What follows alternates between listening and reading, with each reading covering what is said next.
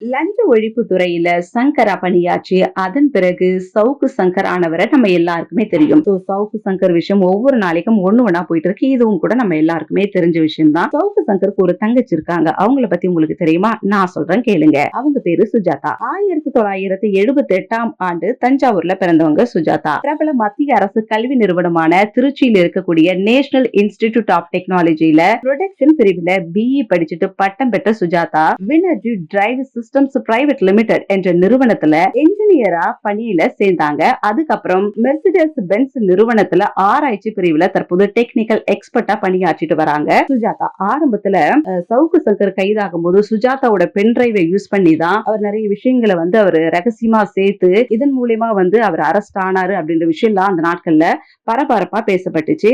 சுஜாதாவோட கணவர் சசிகாந்த் செந்தில். இவர் ஒரு ஐஏஎஸ், இப்ப காங்கிரஸ்ல தன்னை இணைச்சுக்கிட்டு அதுல வேட்பாளராகவும் இருக்கிறாரு. இதே போல நிறைய அப்டேட்டான விஷயங்களை உங்களோட நான் ஷேர் பண்ணிக்க அப்பப்போ வருவேன். அதுக்கு நீங்க எங்களோட கிரானிக்கல்ஸ் தமிழ் சேனலை சப்ஸ்கிரைப் பண்ணுங்க, ஷேர் பண்ணுங்க, லைக் பண்ணுங்க, கமெண்ட்ஸ் பண்ணுங்க.